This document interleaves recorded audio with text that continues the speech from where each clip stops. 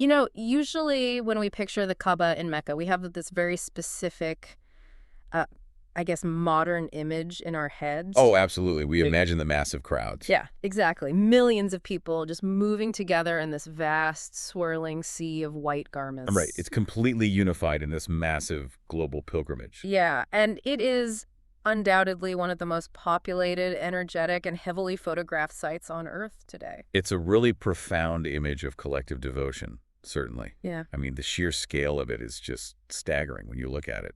But I want you to erase that image for a second, just completely wipe the crowds from your mind. Okay. Imagine instead a period in ancient pre-Islamic history. So the city is practically abandoned. Right. The Kaaba is just sitting there in the harsh desert sun, totally deserted. The dust is settling. Painting a bleak picture here. I know, but just picture it. And out of the shimmering heat, a single solitary figure approaches. Okay. This person has traveled from some distant, unknown place, wearing nothing but a rough, scratchy garment made of coarse wool. Wow.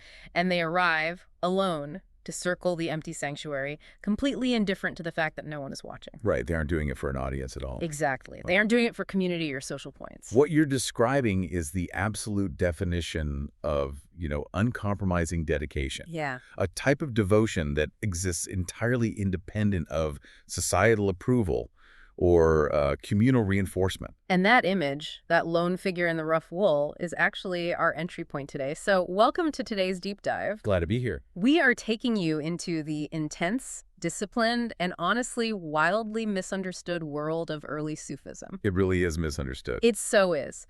Our mission today is to shortcut your journey into a spiritual landscape that is both ancient and incredibly relevant to how we live right now. Absolutely. So we're diving deep into our source material excerpts from A History of Muslim Philosophy to separate the genuine seekers of ultimate truth from the historical charlatans. Because there were a lot of them. Oh, we'll get into that. We are going to trace the fascinating origins of the word Sufi, unpack their incredibly rigorous psychological frameworks, and explore the dramatic, sometimes tragic lives of the early masters. What's really fascinating here is that we aren't just looking at a dry theological movement. Right. I mean, we are looking at a group of people who sought the absolute core of human existence. Yeah, this isn't just a historical curiosity for academics. Exactly. It is a profound exploration of the human quest for meaning, for authentic knowledge, and for the total, annihilation of the ego. And if you are navigating today's world, a world completely saturated with self-proclaimed gurus, endless smartphone notifications, and severe information overload, well, this deep dive is for you. Because these early Sufis were tackling the exact same human vulnerabilities. Yes, just in a different era. Okay, let's unpack this. Because to understand what a Sufi actually is, our source text tells us we first have to understand what they are not. Right, a really important distinction. The text points out that early Sufism was apparently absolutely plagued by imposters. Plagued is a very accurate word based on the primary sources. Really? Yet to understand the genuine article, we have to clear away a massive amount of historical noise. Makes sense. You see, Sufism, by its very nature, was a discipline meant for the spiritually ambitious. Okay. It was designed for those who wanted to go far above and beyond the baseline requirements of average religious practice. But wait, why would that attract fakes? Right. I mean, if the path is incredibly hard and demanding, wouldn't that naturally filter out the people who are just looking for a shortcut? You would think so, yeah. But human psychology is a bit more complicated. Always is. Whenever a group achieves a high level of genuine spiritual or moral authority in a society, they accrue social capital. Ah. The masses begin to respect them, revere them, and sometimes even fund them. Of course. The money aspect. And the moment there is social capital to be had, you attract imitators. You attract people who want the reverence without wanting to put in the, grueling hidden work. So it's not about wanting to be holy. It's about wanting to be seen as holy.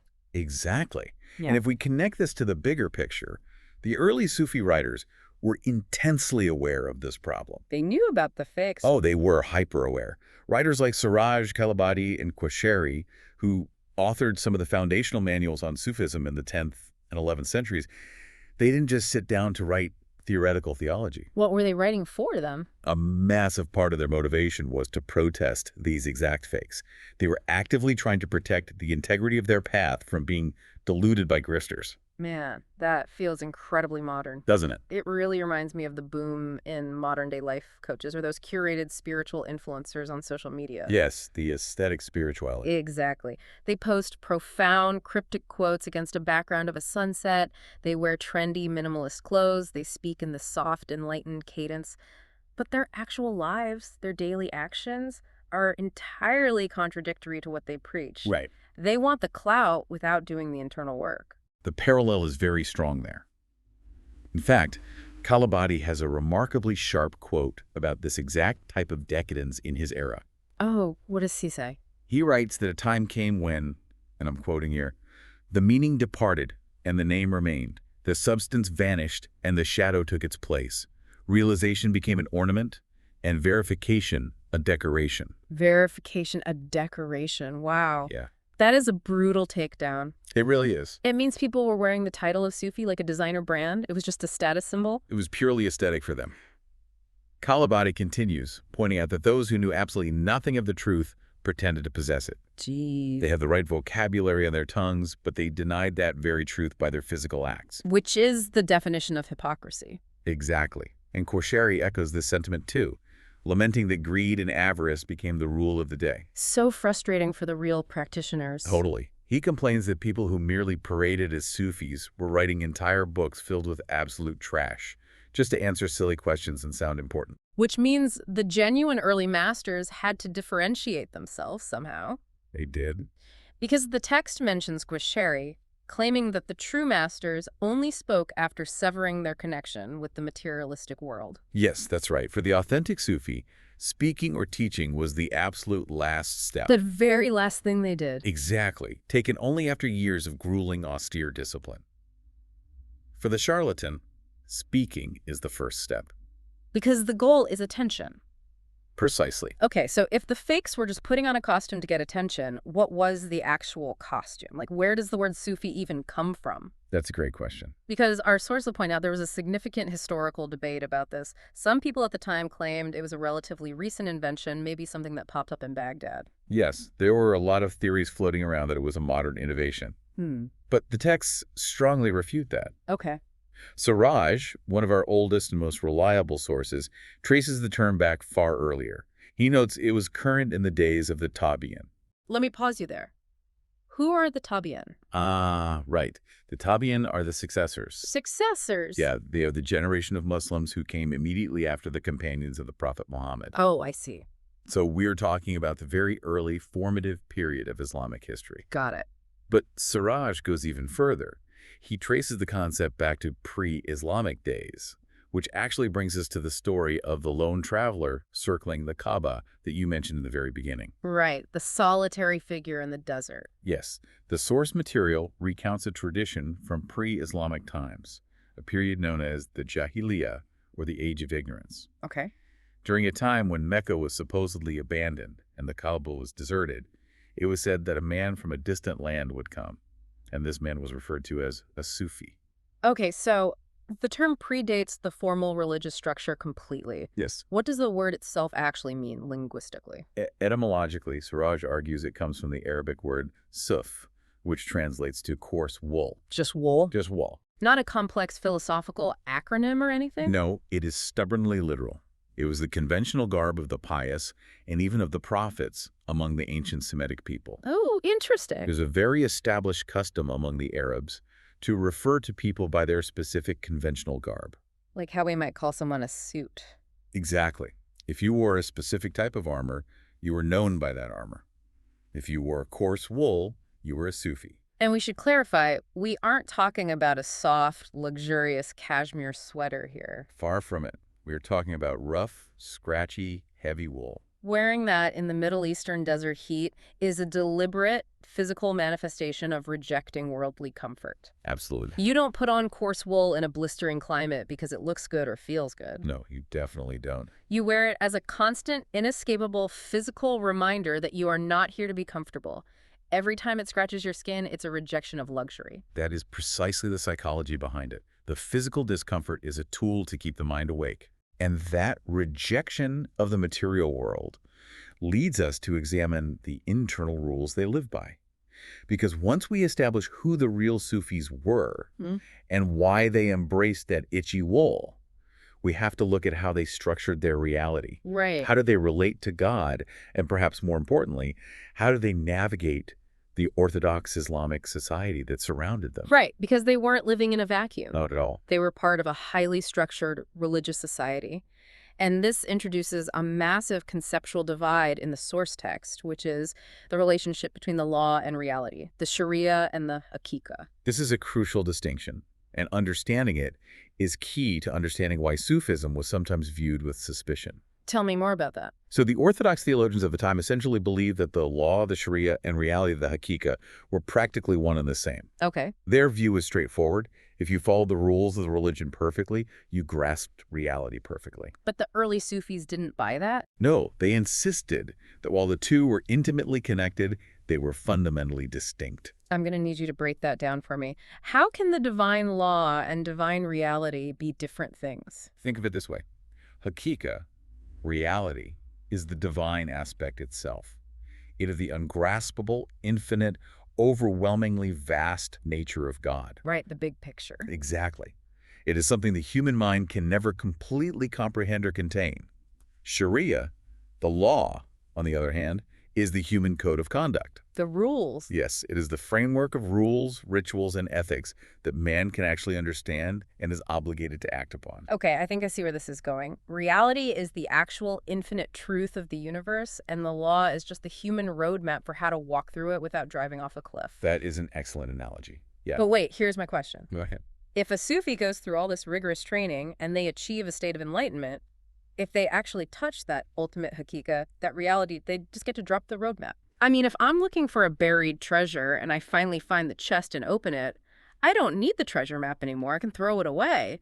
Did the Sufis think they outgrew the rules? This raises a profoundly important historical question, and it's exactly where the genuine Sufis drew a very hard defensive line against other mystical or revolutionary sects of their time. So what's the answer? The short answer is absolutely not.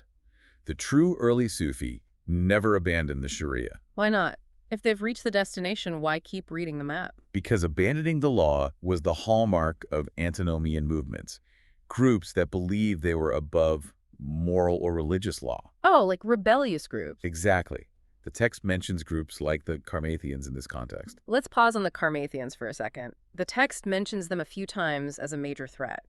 Who were they, and why did the Sufis need to distance themselves from them? The Karmathians were a radical revolutionary movement that emerged around the late 9th century. They were highly esoteric, meaning they believed in hidden, secret meanings behind religious texts. But more importantly, they were politically militant. They believed that once you understood the hidden inner reality of the religion, the outward laws like fasting, pilgrimage, and daily prayers no longer applied to you. Oh, wow. That's a huge departure. It was. They literally waged war against the Orthodox establishment, at one point even sacking Mecca and stealing the Black Stone from the Kaaba. Wait, they stole the Black Stone, so they were a massive political and existential threat to the society. An enormous threat. They terrified the Orthodox establishment. So if you are an early Sufi living in Baghdad and you start talking about inner reality and transcending normal knowledge, the Orthodox authorities are immediately going to look at you and say, "Are you a Karmathian? Are you trying to overthrow the law?" I see. So the Sufis had to prove that reaching enlightenment didn't make them anarchists. Precisely. They rigorously maintained that reaching the truth did not give anyone a free pass to ignore the rules of their society or their religion. That makes total sense from a survival standpoint. It does. The outward law was the necessary vessel that contained the inner truth. If you break the vessel, you spill the truth. Okay, I understand the political need to follow the rules. But wait, if they are following the exact same daily rituals and lives as the average person on the street, where is the mysticism in that?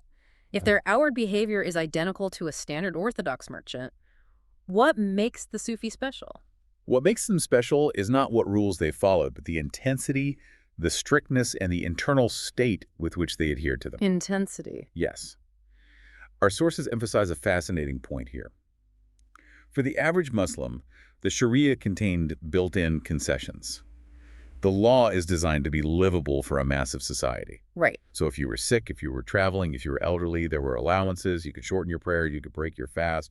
There was a way to, as the text puts it, take it easy. Which makes sense. A religion has to be practical for the masses. But for the Sufi, there was no take it easy. None at all. None. The early Sufis believed in an extremely high, almost punishing level of conformity.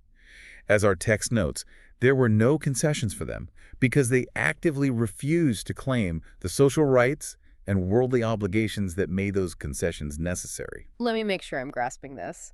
It sounds like the difference between an amateur runner and an Olympic marathoner. That's a good way to look at it. The amateur might look at the training schedule, see that it's pouring rain outside, and decide to skip the workout.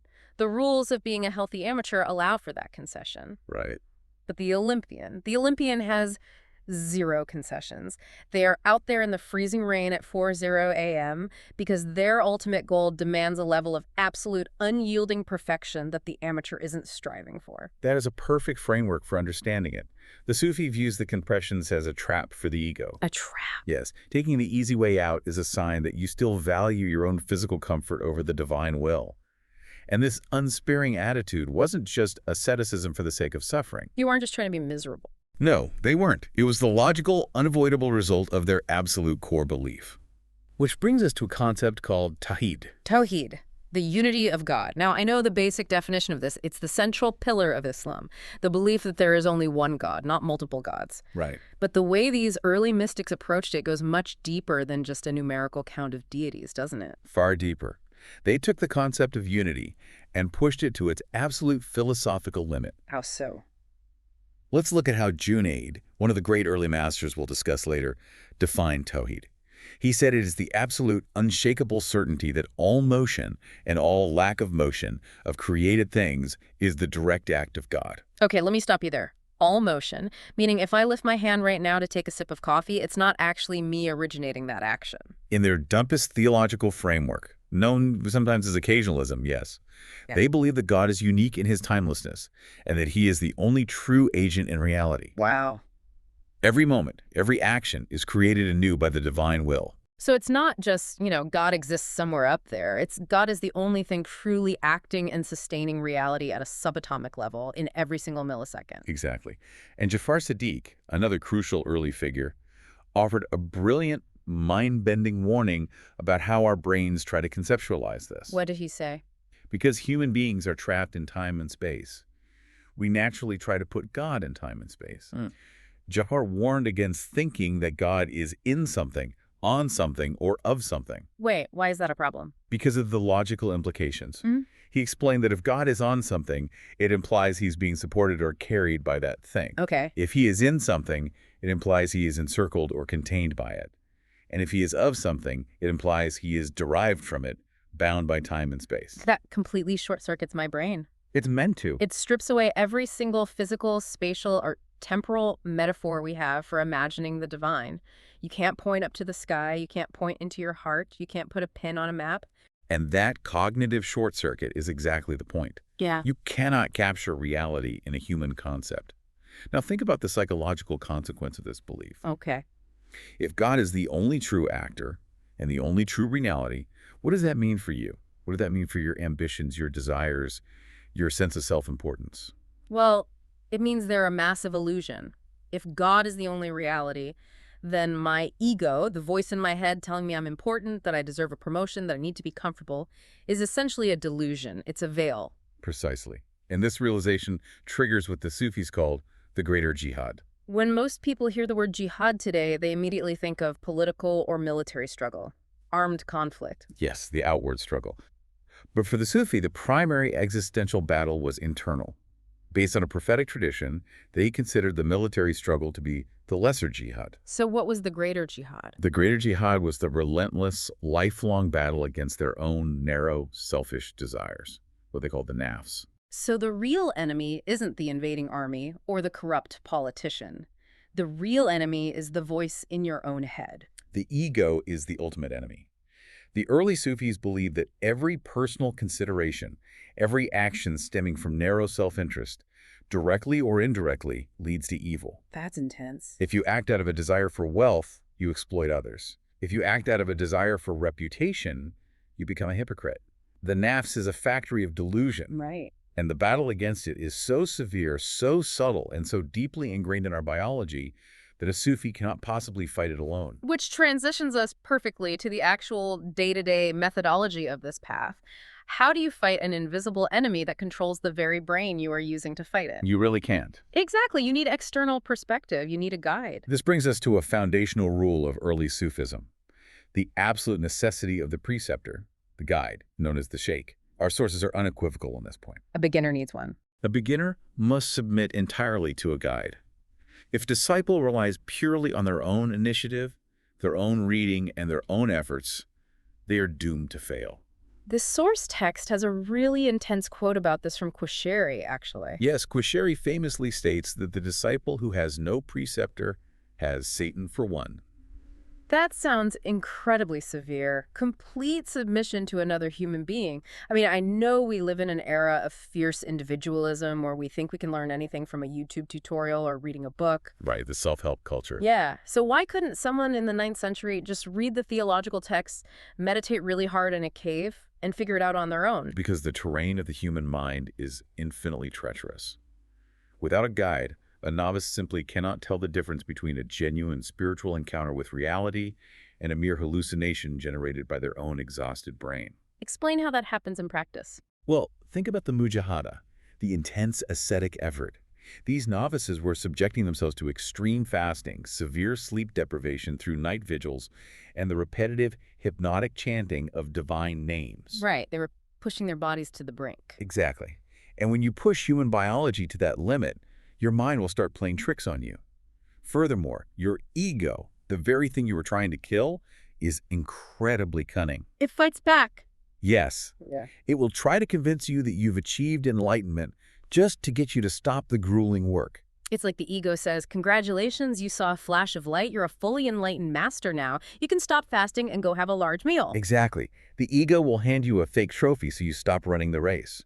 The preceptor acts as an objective mirror and an anchor. Because they've been through it. Right. Yeah. They have walked the path, they have navigated those traps, they are in stable contact with reality, and they can verify whether the disciples' experiences are genuine or just psychological static. That makes total sense. And our text points out that beginners were instructed to keep their early spiritual experiences a heavily guarded secret. They weren't supposed to tell anyone except their guide. And why do you think that rule existed? Well, because if I have a wild vision after fasting for a week and I run into the village square and tell everyone about it, they are going to look at me with awe. My ego gets instantly inflated by their attention. Precisely. I start building a personal brand around being a mystic. But if I'm only allowed to tell my guide, he can look at me, recognize it's just a dopamine rush from starvation, and say, no, that was a distraction. Go back to your cell and keep working. Spot on. It prevents the commodification of the spiritual experience. The guide keeps the disciple grounded in the grueling effort, the mujahada. Right. But here is where we encounter one of the most beautiful and, frankly, frustrating paradoxes at the heart of Sufi psychology. What's that? All that effort, all the fasting, the sleepless nights, the rigorous obedience, it does not guarantee the outcome. Wait, I'm struggling to wrap my head around this. You do all the required work, but you aren't guaranteed the result. Correct. The intense ascetic labor is the mujahada, but the actual first contact with reality, the sudden, overwhelming vision of the divine, is called mushahada. And you cannot force mushahada to happen through sheer willpower. That feels incredibly unfair. It's like practicing a musical instrument for 10,000 hours. The practice, the scales, the calluses on your fingers, that's the mujahada, the effort. Right. But that moment of pure, transcendent musical genius where you stop thinking about the notes and the music just flows through you like magic, that's the mushahada. That's a state of grace.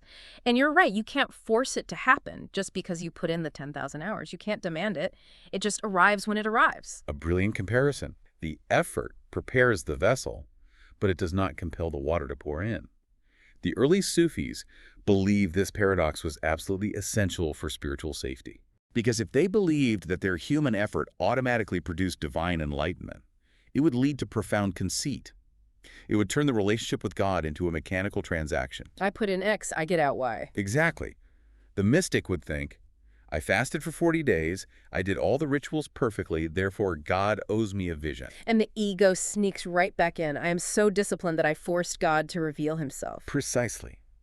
And in Islamic theology, that conceit, that arrogance of self-worth, is the very sin of Satan. Because Satan refused to bow to Adam, right? Yes, Satan refused to bow to Adam because he was proud of his own origin from fire compared to Adam's origin from clay. The Sufis maintain that the vision of reality is ultimately a gift, an unearned act of divine grace.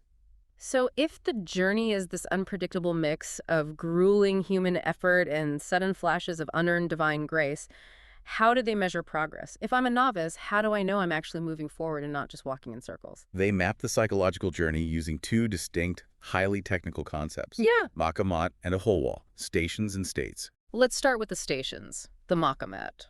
Stations are the developmental stages earned through human effort and discipline. You work, you struggle, and eventually, you secure a station. Because they are the result of finite human labor, the series of stations is finite. It has a beginning and an end.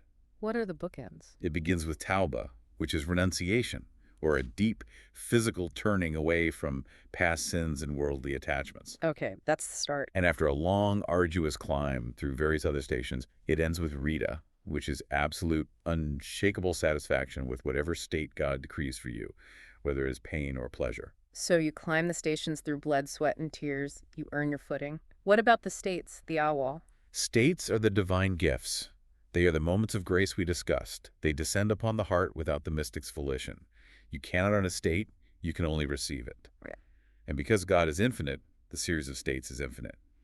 A Sufi can continue to receive new, ever more profound states of consciousness endlessly, even after they have mastered all the human stations. Wow. So you climb the finite mountain of the stations until you reach the peak, and then the sky above you, the states goes on forever. You can keep ascending into the infinite. Exactly. And navigating this infinite sky leads to another crucial distinction they made, one that set them apart from the academic scholars of their day. The difference between knowledge, ilm, and gnosis marifa. I'm assuming the Orthodox theologians equated the two. They did. For a standard theologian, if you memorized the Quran, studied the traditions, and could logically debate the attributes of God, you possessed knowledge of God. Knowing about God was the same as knowing God. And the Sufis strongly disagreed. Fundamentally. For the Sufi, knowledge ilm is just an empty verbal form. It is data. It is intellectual. You can memorize the entire theology, but it doesn't necessarily change who you are. Gnosis, marifa, on the other hand, is a direct, uncommunicable experience of reality. It's the difference between reading a textbook about how human lungs process oxygen while swimming versus actually jumping off a cliff into the freezing ocean. One is data in your head. The other is a physical shock to your nervous system that changes you instantly. Yes, and that shock alters your behavior permanently. Knowledge doesn't necessarily prevent you from sinning or being selfish. Gnosis makes it physically and psychologically impossible to act the same way ever again. Here's where it gets really interesting for me. We've talked for a while about the theory, the frameworks, the wool, the psychology, but who were these people? I want to look at the actual human beings who walked this incredibly difficult, terrifying path. Let's look at the early masters before the era of major controversies. The source text provides some striking, very distinct profiles of these pre-Hallaj masters. They weren't a monolith. They had radically different personalities and approaches. Right. Let's start with Hassan of Basra. He belonged to the generation just after the Prophet, and his entire spiritual persona was defined by an extreme, overwhelming fear of God. Our sources say he rarely laughed. The text describes him as always looking as tense as someone sitting directly in front of an executioner waiting for the sword to drop. That is an intense way to live every single minute of your life. It is, but it makes sense when you understand his worldview. He gave us a very famous, terrifying analogy for human existence. He compared human life in this world to a capsized boat in a stormy sea. Capsized boat? Yes. Everyone is in the freezing water, desperately clinging to broken pieces of wood just to keep their heads above the waves. That was his view of reality. We are all constantly, inevitably on the verge of spiritual drowning. It's an incredibly dark view, but from a psychological standpoint, I can see how it works as a tool. If you truly believe you are drowning in a stormy sea, you don't care about the color of your life preserver, you don't care about wealth or what clothes you're wearing or what your neighbors think of you. The sheer terror of the situation strips away any desire for frivolous luxury. Exactly. Fear was his method of killing the ego. Now, a contemporary of his, Abu Hashim, approached it with a more analytical subtlety. He was the one who really dissected the insidious nature of vanity. Right, he has that great quote about the mountain.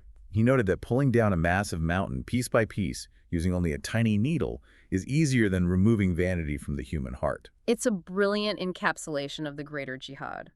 The ego isn't a fragile thing you can just decide to turn off. It's a mountain, and your tools are microscopic. Then, moving forward in time, we have Ibrahim B. Adam. He is fascinating to me because he's the archetype of the man who literally walks away from power. Indeed.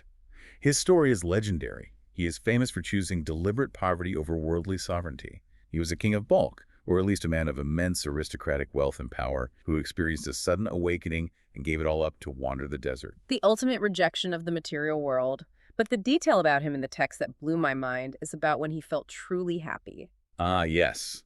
Our text mentions he claimed to have only been truly happy twice in his life, and both times were when he was completely humiliated and mocked by strangers who had no idea he used to be royalty. In one instance, a man even urinated on him in a mocking gesture. That is wild. I'm trying to put myself in that headspace. Why would humiliation bring him joy? Is it because, as a former king, his biggest demon was pride? So when he is treated like absolute garbage, it's proof to him that his royal ego is finally dead. That is exactly the psychological mechanism. He found joy in the complete and utter destruction of his public persona.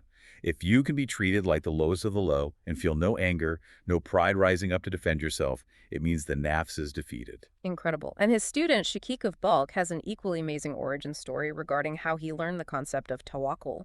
Tawakkul means absolute, unshakable trust in God's providence. And you're right, the irony of how he learned it is striking. The story goes that before he was a mystic, Shaykh was a merchant. He traveled to Turkestan for trade during a severe, devastating famine. People were starving and desperate. But he sees someone who isn't panicking. Yes, he saw a pagan idol worshiper looking completely calm, happy, and unbothered by the famine.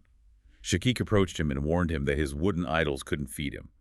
The man looked at Shaykh and replied, "If your creator is omnipotent and all-knowing, as you say, why have you come all the way to this distant land, risking your life in a famine, seeking a livelihood? Can he not provide for you in your own town?" Oh, that's a knockout punch. It completely shattered Shaykh's worldview. He realized a pagan was living with more practical trust in the divine than he, a monotheist, was. The hypocrisy broke him. He immediately abandoned his trade and became an ascetic, dedicating his life to true tawakkul. It's those moments of sudden, devastating clarity that are so powerful. But of all these early figures we are discussing, the one who really shifts the entire paradigm of Sufism is a woman, Rabia of Basra. Rabia is undeniably one of the most vital and revolutionary figures in the history of mysticism. Her background alone is compelling. She was born into a desperately poor home, orphaned, stolen as a child, and sold into brutal slavery. Yet she somehow emerges from that trauma as a spiritual titan. Through her intense, secret piety and all-night prayers, which her master supposedly witnessed, she eventually won her freedom. But her greatest, enduring contribution to Sufism was introducing and centering the concept of disinterested love. Disinterested love, let's define that. It means loving God without any ulterior motive, right? No strings attached. Exactly. Before Rabia, much of asceticism was driven by two main motives: either the terrifying fear of hell, like we saw with Hassan of Basra, or the intense desire for the rewards of heaven. Rabia looked at this dynamic and argued that both motives are inherently deeply selfish. Because if I worship God just to get a mansion in paradise or to avoid being tortured in fire, I'm not really worshiping God. I'm worshiping my own future comfort. I'm treating the creator of the universe like a transactional vending machine. Precisely. You are serving yourself. Rabia wanted to shatter that transaction. The text recounts an incredibly vivid, almost cinematic anecdote about her. To illustrate this, she was seen running frantically through the streets of Basra. In one hand, she carried a flaming torch. In the other hand, she carried a bucket of water. People must have thought she'd lost her mind. They stopped her and asked what on earth she was doing. She replied that she was going to set fire to heaven and pour water on hell, so that both of those veils would completely disappear. She wanted to destroy the concepts of reward and punishment entirely, so that people would finally worship God out of pure, unadulterated love for Him alone. That is a staggering philosophical leap. It's beautiful, but it's also terrifying if you think about it. Loving an infinite, all-powerful being just for who they are, without any promise of safety or reward. She famously said, "I prefer the neighbor to the neighbor's house," meaning she wants God, not the paradise God built.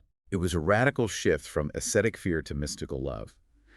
But the intensity of early Sufism only ramps up from there, because in the next generation we encounter Bayezid Bastami.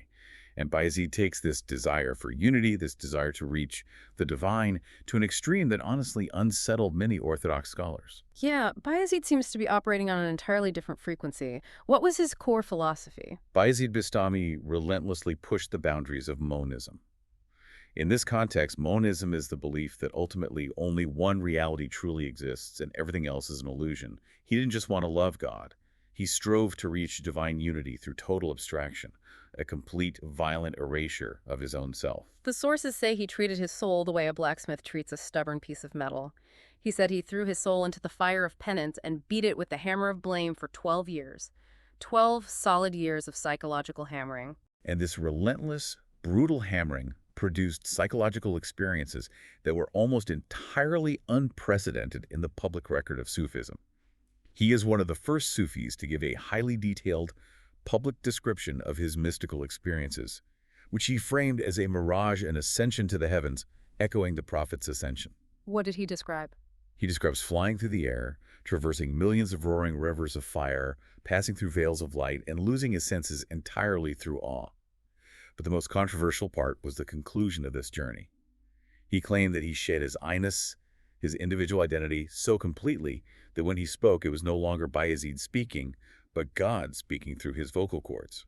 Glory be to me, right? That's what he supposedly said. Yes, utterances like that, where the boundary between the human and the divine seems to completely dissolve, were highly problematic for Orthodox theologians. I can imagine. If you're a standard legal scholar and a guy in wool comes out of the desert saying the line between him and God is gone, you're going to panic.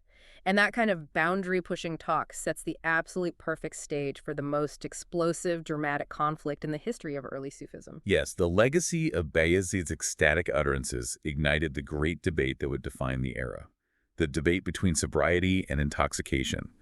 The fundamental question was this: should a mystic maintain their sanity, their self-control, and their outward conformity to the law?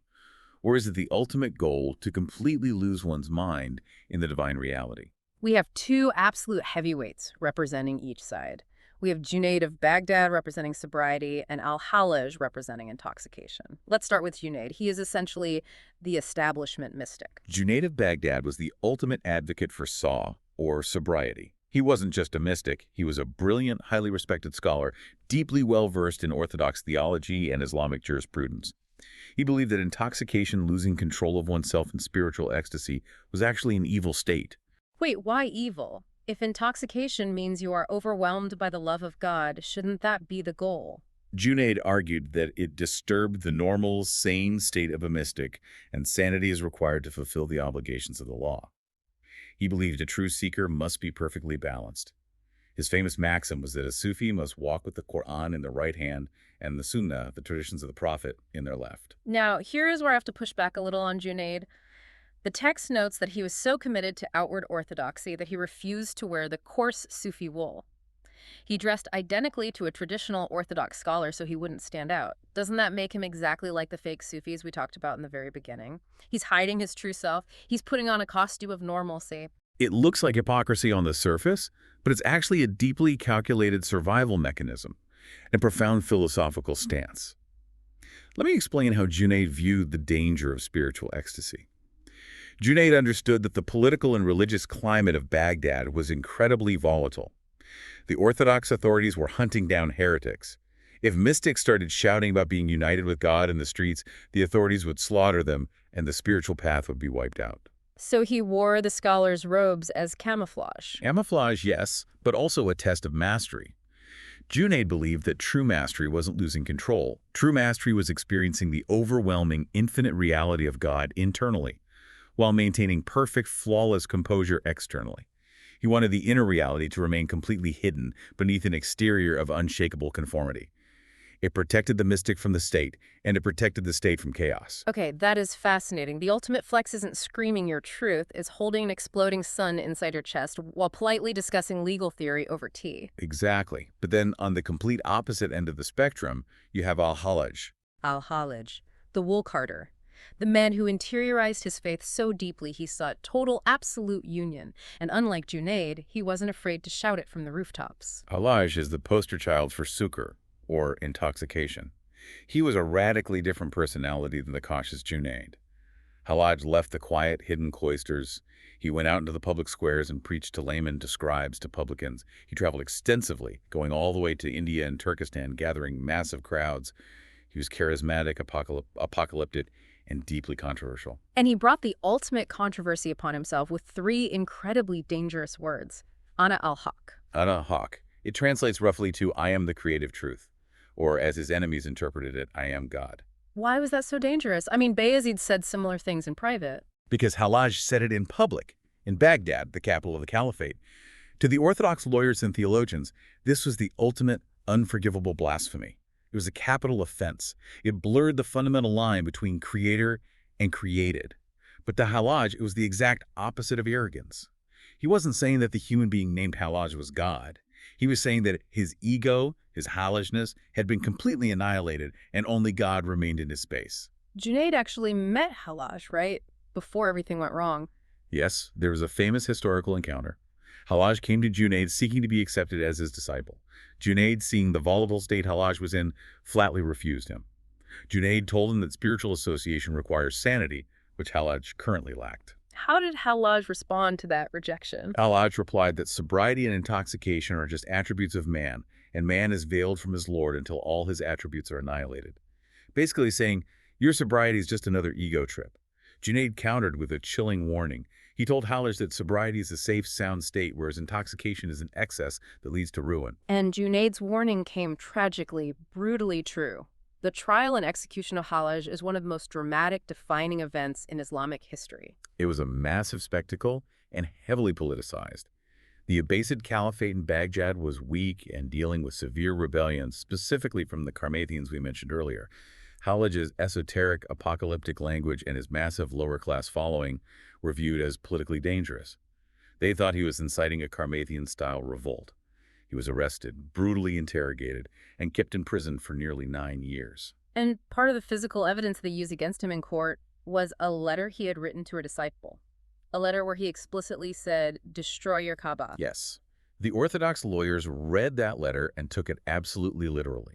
They accused him of plotting terrorism, of planning to physically destroy the holy sanctuary in Mecca. But that's not what he meant, is it? Not at all. In the highly esoteric, symbolic language of the intoxicated Sufis, destroy your Kaaba was a metaphor. The Kaaba represents the center of your universe. He was telling his disciple, destroy your own ego, destroy your attachments to this world, sacrifice your own life for the sake of God.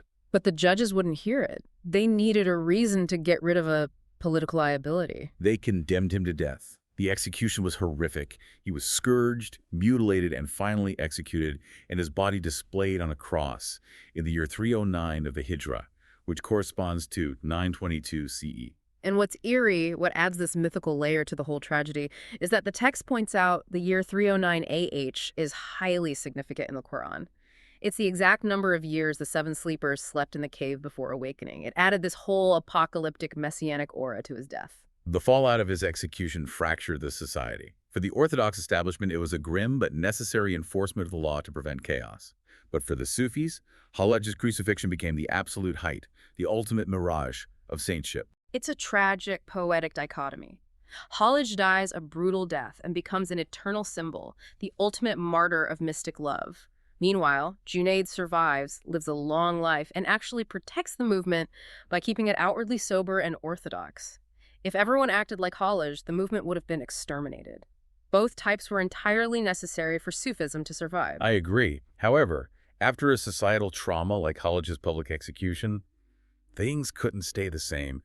The era of the solitary, eccentric, wild mystic wandering the desert was closing. Which leads us to the next great phase of this history, systematizing the path. Following the execution of Halaj and then facing absolute geopolitical nightmares in the centuries that followed, Sufism needed structure. It had to evolve from individual wanderers into formalized, highly organized psychological systems and monastic orders. We really need to emphasize the historical context here because it dictates why they organized. The text paints a genuinely grim picture of the 11th, 12th, and 13th centuries. It was a period of overwhelming terror, bloodshed, and instability. It's essentially the apocalypse for the Islamic world. Practically, yes. The Muslim world was being fractured from within by the assassins, fanatical, esoteric hitmen who were murdering political and religious leaders left and right, creating mass paranoia. From the West, you had the immense trauma of the Crusades, with Christian armies invading, capturing Jerusalem, and massacring tens of thousands. And looming in the East, eventually culminating in the 13th century, was the absolute world-ending devastation of the Mongol invasions under Genghis Khan and his successors, which would eventually sack Baghdad itself and burn its libraries. Okay, so society is literally collapsing on all fronts. People are terrified. They're looking around at wars, assassinations, and invading hordes, and they are desperate for spiritual refuge. The physical world offers zero safety.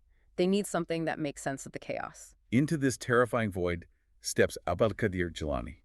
He lived in Baghdad during this intense period of instability in the 12th century. After spending 11 years in total isolated seclusion in the ruins outside the city, he returned and began to preach. He founded the Qadiriyya order, one of the first and eventually most widespread Sufi orders. And what was his message to these terrified, traumatized people? Did he tell them to run to the mountains and hide? No, and that is what made him so effective. He preached a philosophy of balanced detachment. He looked at the chaos, the corruption, and the violence, and he argued that the social ruin was the direct result of an excessive, selfish, materialistic outlook. But he didn't advocate mass withdrawal from society. To help people understand their own spiritual state amidst the chaos, he categorized humanity into 4 distinct psychological types. I love this categorization. When I read the source material, I immediately thought about how applicable it is to how we behave today. Let's walk through Jilani's 4 types. The first type, Jilani says, are those who have no tongue and no heart. These are the purely ignorant masses. They don't care for truth, they have no inner spiritual life, and they are completely subservient to their base senses and material desires. Basically, people living entirely on autopilot. In modern terms, it's the person who just doom scrolls for 6 hours a day, chases the next dopamine hit, buys things they don't need, and never pauses for a moment of self-reflection. No inner life, nothing of value to say. A harsh but accurate modern translation. The second type is perhaps the most dangerous. These are the people who have a tongue but no heart. The hypocrites. Yes, these are the hypocritical scholars, or the fake gurus we talked about at the very beginning. They speak incredibly eloquently about virtue, ethics, and spirituality. But their inner lives are black. They do not practice what they preach. Their tongue is active, but their heart is dead. The modern grifter class. The podcast hosts who preach optimization and mindfulness while running toxic businesses. All talk, zero substance. Who is the third type? The third type has a heart but no tongue. These are the sincere, silent believers. They have a rich inner life. They know their own flaws. They're actively fighting their nafs, and they're purifying themselves. But they stay in solitude. They do not have the capacity, the eloquence, or the divine calling to teach others. They are doing the hard work, but quietly. They aren't posting about it. Exactly. And finally, Jilani outlines the highest rank, those who have both a heart and a tongue. These are the true perfected guides. They have done the grueling inner work. They possess true gnosis of God, and they have the God-given ability and eloquence to articulate it and guide others out of the darkness. They are the true spiritual heirs of the prophets. It's a brilliant way to organize a fractured society psychologically. It gives people a map of where they stand. But if Jilani provided the social structure for these new Sufi orders, it was another figure, Shihab al-Din Suhrawardi, who provided the hardcore, incredibly detailed psychological map. Yes. Suhrawardi, who lived slightly later and witnessed the looming Mongol threat, wrote a highly influential standard treatise called Awarif al-Ma'arif. Suhrawardi was highly analytical. He took all the wild, ecstatic, anecdotal, mystical experiences of the past 3 centuries and mapped them into a rigorous, formal psychology of Sufism. This is where it gets into what I can only describe as a medieval spiritual version of Freudian psychoanalysis. He is literally mapping the anatomy of the mind. But unlike a modern therapist mapping it for basic mental health, he's mapping it so you can surgically remove the ego and touch the divine. It's a very apt comparison. Suhrawardi breaks down the human entity into specific, competing spiritual principles. Let's walk through his anatomy of the soul. First, at the bottom, you have the nafs. The appetitive self, the ego. Yes, the nafs is driven entirely by rage, avarice, and lust. It's the dark, earthly gravitational pull that constantly drags you down toward material and animalistic desires. Just exactly like Freud's Ed. The raw, selfish, I want it now drive. What's next? Then you have the kolb, which translates to the heart. But we aren't talking about the physical muscle pumping blood in your chest. The kolb is a spiritual principle, a locus of perception, and crucially, it is a battleground. It is suspended between the downward animalistic pull of the nas and the upward angelic pull of the next element, the ru. The Ru being the heavenly soul. Yes. The ru is the subtle, pure, heavenly soul that was breathed into man by God. It is the source of all spiritual life and light. But the ru doesn't fight the battle directly. The tongue of the ru, its director and guide, is the aḥwāl. Aḥwāl translates to reason or intellect, right? It does, but we have to be careful. Suhrawardi doesn't mean cold, secular, mathematical logic. He means a higher spiritual common sense, a divine rationality. Let me try to put this into a practical scenario to see if I understand the mechanics of how this works. Let's say I'm walking down the street and I see someone drop a wallet full of cash. My nafs, the ego, immediately says, take the money, buy that thing you want. It's pure avarice. Correct. The nafs pulls downward. But then my aḥwāl, my spiritual reason, steps in and says, no, taking that is theft. It corrupts your soul and harms another person. The aḥwāl is speaking on behalf of the pure ru. And my kolb, my heart, is the actual battleground where I feel the tension of that choice right in my chest until I make a decision. That is a perfect, practical illustration of Suhrawardi's psychology in action.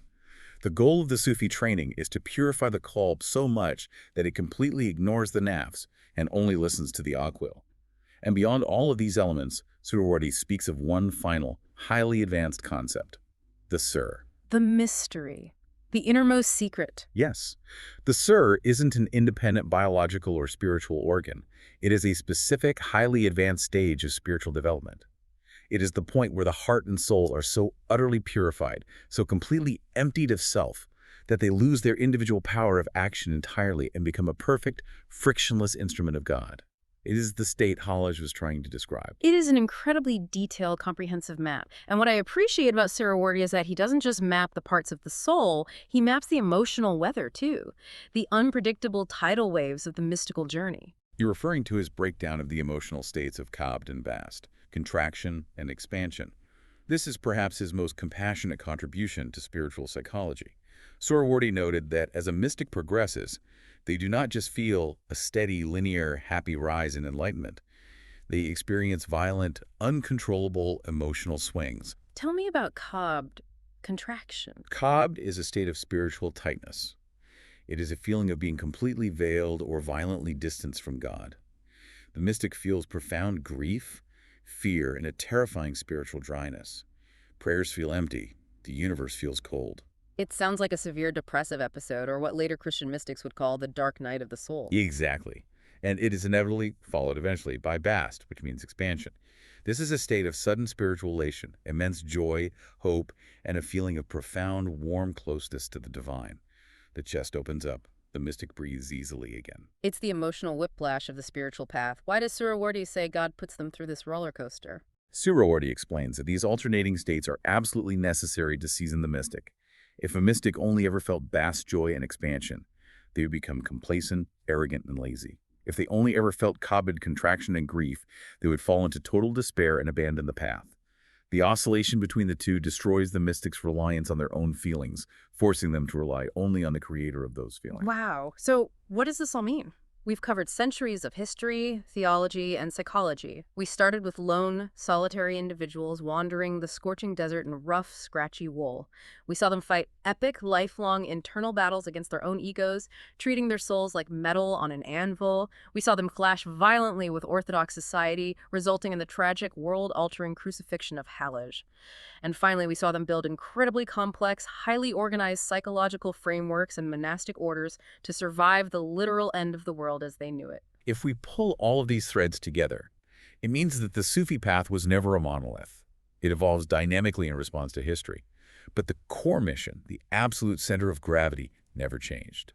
Whether it was Ibrahim B. Adam willingly giving up his royal throne for humiliation, or Rabia carrying her torch through the streets to burn down the transactional concept of heaven, or Suhrawardi rigorously mapping the anatomy of the nafs, the ultimate goal was always exactly the same. To annihilate the selfish ego, to stop treating reality as a transaction, and to foster a burning, disinterested love for the divine. Precisely.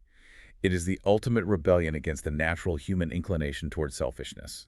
It's a radical, almost terrifying rejection of the way almost everyone else on Earth lives their lives. Which brings me to a final, provocative thought derived directly from our source material. Towards the end of the text, it mentions that some of these advanced Sufis would retreat into total, complete physical and mental solitude. They would sit for days in dark cells, keeping their heads bowed on their knees, completely silent. And they did this to find what they called the Mount of Sinai within themselves. They were trying to cultivate a silence so profound, so absolute, that they could finally hear the authentic voice of reality. It is the ultimate inward journey to find the ultimate outward truth. Exactly. And it makes me ask you, the listener, in our hyper-connected, notification-driven, always-on modern world where silence is treated like a disease, is it even possible for us to cultivate that kind of profound silence anymore? Have we permanently drowned out the very capacity for gnosis, that direct transformative experience that these early masters spent their entire grueling lives perfecting? Or is your Mount Sinai still in there, buried under a mountain of digital noise, just waiting for you to finally turn off your phone and sit with yourself, something to mull over as you go about your day?